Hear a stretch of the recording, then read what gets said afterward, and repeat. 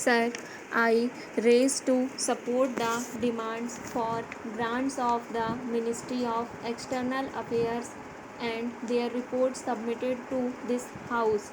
As the Honorable Minister of State for External Affairs, Sri Natwar Singh, said yesterday, the test of a national policy is that it has a national consensus behind it.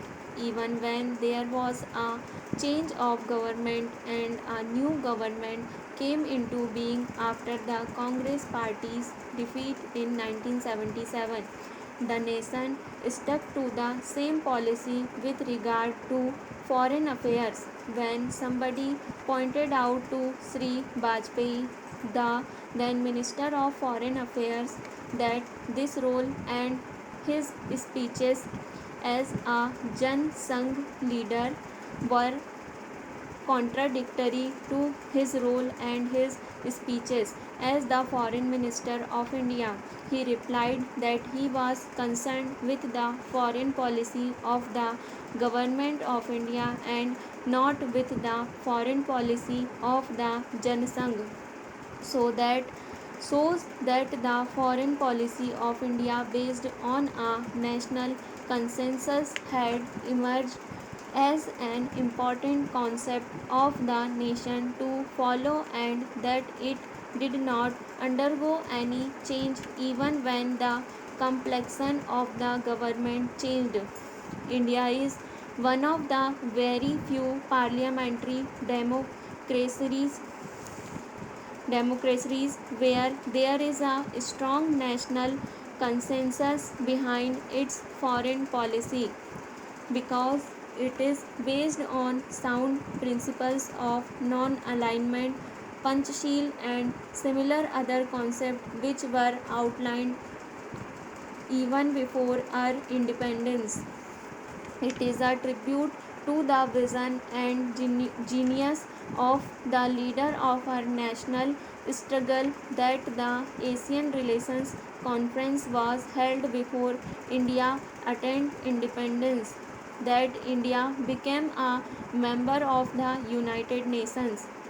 We are one of the founding fathers of the institutions. During the year under review, a noticeable change has taken place and it is a welcome change.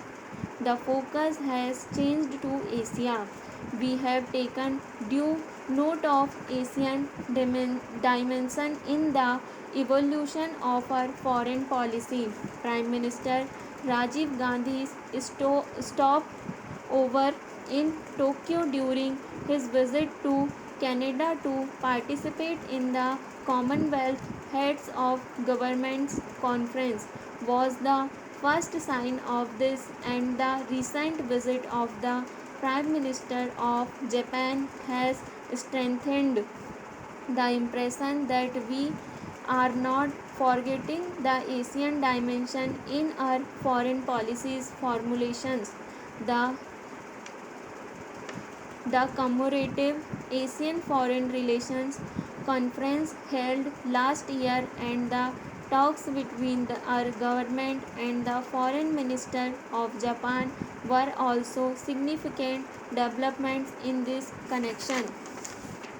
Para. What I want to emphasize is that one of the historical distortions that came into our foreign policy is the initial stage was that we are being exposed to the Western influences for a pretty long time. We are more oriented towards the West, and as a result, the cultural linkages between the Asian countries, China, Japan, Indonesia, and Southeast Asia, were not explored and exploited to the extent to which they should have been from the very beginning. So, even in the United Nations, Japanese is regarded as a hard language, but we should provide for and we should have some sort of scope for greater and more frequent cultural changes between Asian countries on the one hand and India on the other. This at this moment we are more oriented towards the west in our literature, in our culture, but basically our roots are with countries in Asia, with Japan, with Sri Lanka, with China, with Indonesia. So setting up of the departments for Japanese and Chinese studies in Delhi University was a step in the right direction. I would plead with the Minister of State for External Affairs that this movement to bring Asia into focus in our universities, in our diplomatic relations, in our adventures is given a greater push, and we are able to take into account the developments in Asia more vigorously, in more seriously than has been the case hitherto. Para. As regard China, I am of the opinion that the efforts of the government of India to normalize her relations should be hailed by the country because we are bound by traditions of cultural affinity, and now the times are changing. China of today is not the same China which was prior to 1979 when USA also recognized China, though India was primarily responsible for pleading their case for admission to the United Nations. China is undergoing vast changes, and there are talks now of Sino-Soviet summit. Through there are some defects also, but this shows that the winds of change are blowing.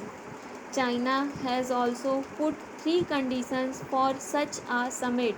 One of the conditions is almost fulfilled, that is withdrawal of the Soviet troops from Afghanistan. The second was the reduction in the presence of Soviet armies on the border with China, and the third is the withdrawal of Vietnam forces from Kampuchea. Para. In this connection, I would suggest to the Honorable Minister for External Affairs that the Indian initiatives for solving the Kampuchean problem is also taken up with renewed vigor, because once this problem is sorted out, we will have lesser tension in Asia. Stop.